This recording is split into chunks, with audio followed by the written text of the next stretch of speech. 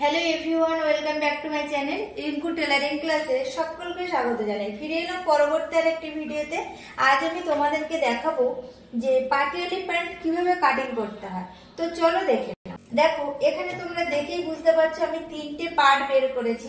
তো এই তিনটে পার্ট থেকে তোমাদেরকে আমি সম্পূর্ণ ভিডিওটা দেখিয়ে দেবো কিভাবে আমরা কাটিং করেছি। তো চলো, তোমরা জানো যে পাটিয়ালি প্যান্টের এরকম দুটো পার্ট থাকে, একটা উপরে কোমরের পার্ট আর একটা নিচে যে পার্টটা কুচি হয়।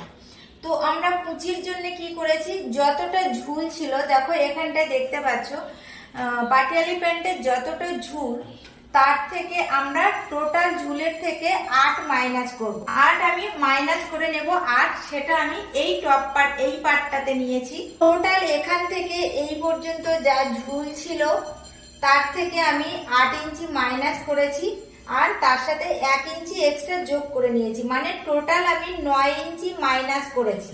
9 ইঞ্চি এই পার্টটাতে মাইনাস করেছি আর এটা হলো নিচের পার্ট। এটা আমাদের নিচের পার্ট, এই পার্টটা আমাদের এরকম করে কুচি হবে।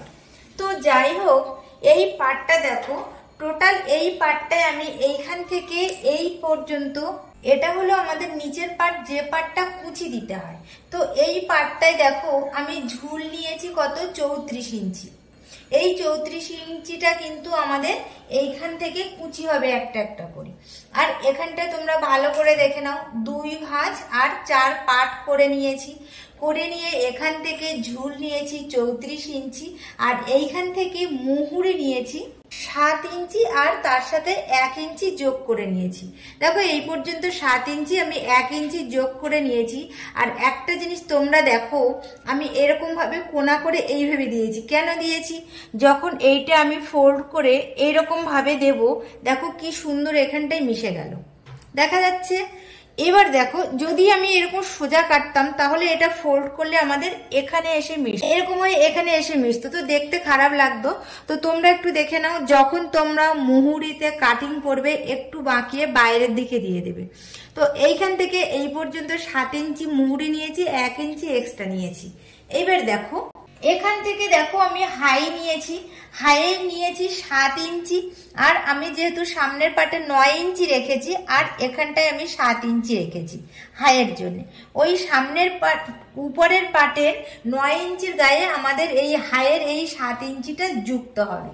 তো এখানে আমি 7 ইঞ্চি নিয়েছি আর এখানে দেখো লিখেছি যত কাপড় আছে, মানে এইখান থেকে আমি এখানে প্যান্টের কাপড়ে যতটা কাপড় ছিল টোটাল কাপড়টাই আমি 4 ভাঁজ করে নিয়েছি।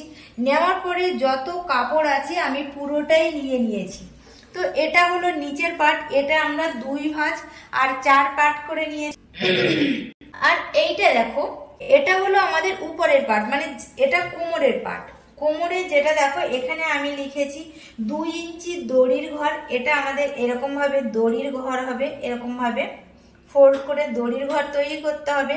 আর আমি টোটাল এখান থেকে এই পর্যন্ত নিয়েছি 9 ইঞ্চি। এইবার দেখো এইখানে কোমর নিয়েছি, টোটাল আমি এইখান থেকে কোমর নিয়েছি কত, 25 ইঞ্চি। আর এখান থেকে এইটা 9 ইঞ্চি ঝুল, দেখো এইখান থেকে এইটা আমি বলেছি 2 ইঞ্চি এরকম ভাবে ফোল্ড হয়ে যাবে। আর এই যে 7 তাহলে 2 ইঞ্চি ফোল্ড হয়ে গেল, থাকলো এখানে 7 ইঞ্চি। এই 7 ইঞ্চি আর এই 7 ইঞ্চি আমাদের এইখানে যুক্ত হয়ে যাবে, গিয়ে এটা আমাদের হাই তৈরি হবে।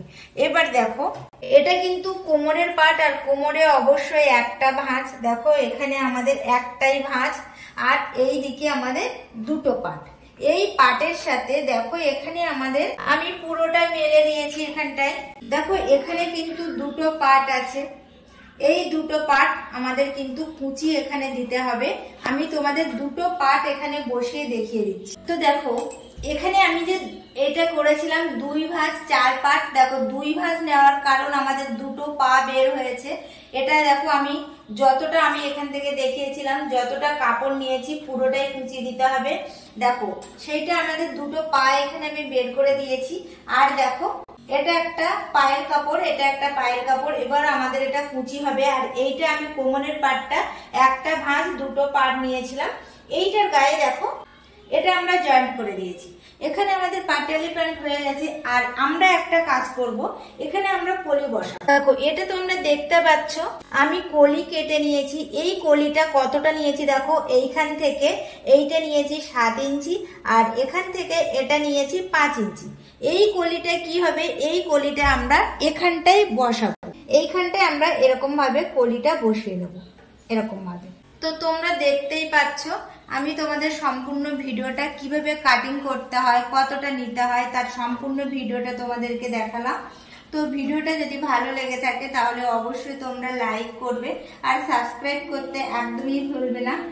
আর আজ ভিডিওটা এই পর্যন্ত, দেখা হবে পরবর্তী আর একটি ভিডিওতে। আর তোমরা অনেকেই জানো যে পুজোর পরে আমি বাড়িতে কাটিং এবং সেলাইয়ের কোর্স করাচ্ছি।